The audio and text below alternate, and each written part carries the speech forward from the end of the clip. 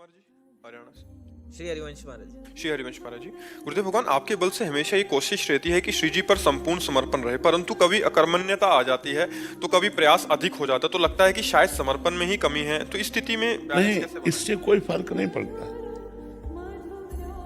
क्रियाओं से समर्पण में कोई फर्क नहीं पड़ता। आप ऐसे समझो, हम सरल भाषा में बता रहे हैं। जैसे आप बिक गया, बिका हुआ नौकर और पेमेंट वाले नौकर में अंतर होता है। पेमेंट वाले में है कि आपसे ज्यादा हमें लाभ नहीं मिला तो छोड़ दिया आपको, लेकिन बिका हुआ छोड़ नहीं सकता क्योंकि खरीद लिया।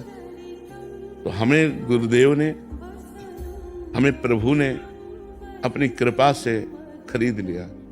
उन्होंने हमें अपने कृपा से मनुष्य जन्म दिया, अपनी कृपा से अपने चरणों का आश्रय दिया, अपनी कृपा से नाम जप दिया, अपनी कृपा से भागवतों का संग दिया, भागवत मैंने संतों का संग दिया। तो मैं बिक गया प्रभु। अब आप हमारे बिक गए, अब हम आपको कहते हैं एक लोटा पानी लाओ, ठीक, ला के दे दिया। हम कुछ नहीं कहते आपसे, तो आप बैठे। क्या आपका बैठे रहना मेरी सेवा नहीं है क्या? क्या आपका पड़े रहना मेरी सेवा नहीं है क्या? ये बिके हुए की बात कहते हैं। क्या उसका चलना फिरना, बोलना, उठना, बैठना अपने लिए अब रह गया क्या? क्योंकि ये तो हम तो बिके हुए हैं। समझ रहे, हमारी अच्छी से बात समझ ना, शरणागति की बात। तो मैं प्रभु का बिका हुआ हूं। मैं अब रही शरीर और वाणी और मन, अब जैसे आप चलाना चाहो मैं आपका। अब शायद ये समझ में बात आ रही हो कि ना आ रही हो, क्योंकि ये शरणागति की बात है।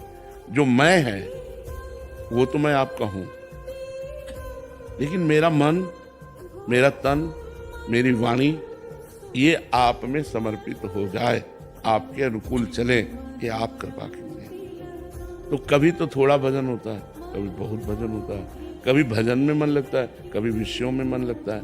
लेकिन मैं हूं कौन ये तो पता है ना। मैं भगवान का हूं, भगवान मेरे हैं। मैं तो बिका हुआ हूं। तो बिका हुआ तो कभी बाजार में जाता है सामान लेने, कभी मंदिर में जाता है। तो उसका बाजार जाना, उसका मंदिर जाना, दोनों भजन है। एक बार अंदर से भगवान की शरण में हो जाओ।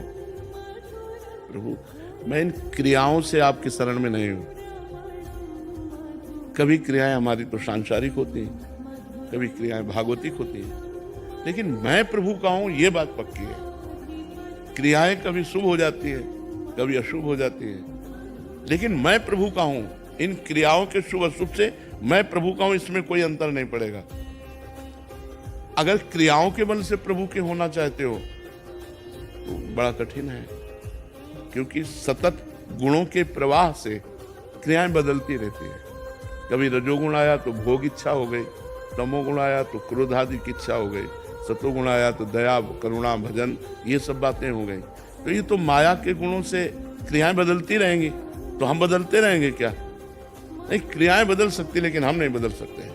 हम प्रभु के हैं, हम प्रभु के हैं, ये पक्की बात है। पक्का?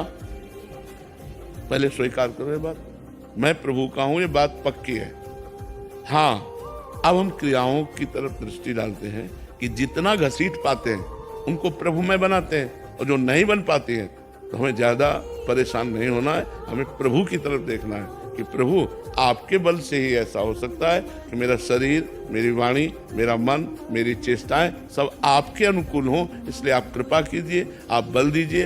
हारने पर हमें स्वयं में झुलझुलाहट नहीं लानी, हमें तुरंत प्रभु की तरफ बढ़ना है। हे प्रभु, देखो मैं हार रहा हूँ, ये क्रियाएं गलत जा रही हैं, लेकिन मैं आपका हूँ। गलत जगह खड़ा हूँ, लेकिन मैं आपका हूँ। तो मैं पहले स्वीकार कर लिया कि भगवान का हूँ। अब गलत हो रहा है मेरे से, पर मैं भगवान का हूँ। तो जीत जाओगे, फिर परास्त नहीं होगे। भगवान के बल से हर गलती का सुधार हो जाएगा, क्योंकि उन्हीं के बल से जीता है। मामे ये प्रपद्यन्ते माया में ताम तरन्ति ते। जो मेरी शरण में आ जाता है वो माया से मुक्त हो जाता है। ये बात अच्छे से समझ लो, क्योंकि बहुत बड़ा हमारा जीवन है और ये जीवन मायामय है। इसमें कभी ना चाहते हुए भी बुरा हो सकता है। तो तुम सोचो कि उस बुराई से हम भगवान से अलग हो गए, तो ऐसा नहीं। ये बात पकड़े रहना। तो माया मुक्त होने के लिए ये बहुत बड़ा, जैसे तूफान आ गया और हमको बहुत बड़ा बोट मिल गया, सहारा मिल गया बोट में बैठने का, तो हम तूफान से पार हो जाएंगे।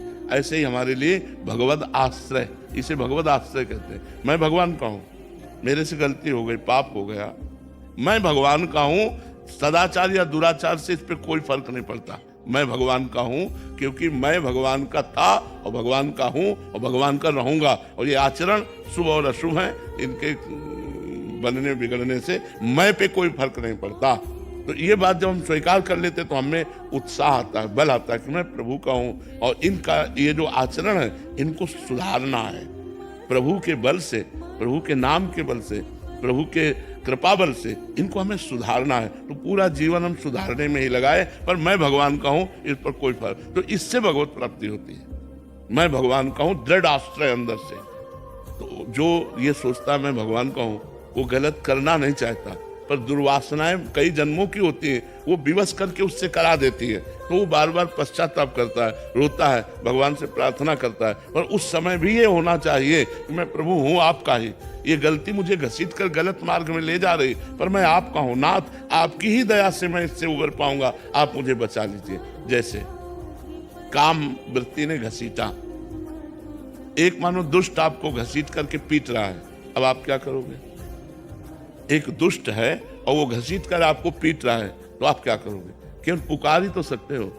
बचाव पक्ष में अपने जो अपने हैं उन्हीं को तो पुकार सकते हो। तो सबसे ज्यादा प्रिय अपने भगवान है, तो हम भगवान को कहो, हे भगवान देखो भगवान काम हमको घसीट कर ले जा रहा है, ऐसे चला जाता है इस मार्ग में, हे भगवान हे दया सिंधु। तो भगवान बचाएंगे, और नहीं बचाएंगे तो कोई ऐसा अनुभव देंगे जो अगली बार से आप निकल जाओगे। मतलब प्रारब्ध बहुत बुरा है तो फिर वो ऐसा संयोग अभिमान नष्ट करने के लिए हो सकता है, फिर आपको रास्ता देंगे भगवान, ये रास्ता है अंदर ऐसे, और अंदर से आप ऐसी जगह पहुंच जाएंगे जहां काम आपको छू नहीं सकता है। इसलिए पहले तो ये दृढ़ करो कि मैं भगवान का हूं, भगवान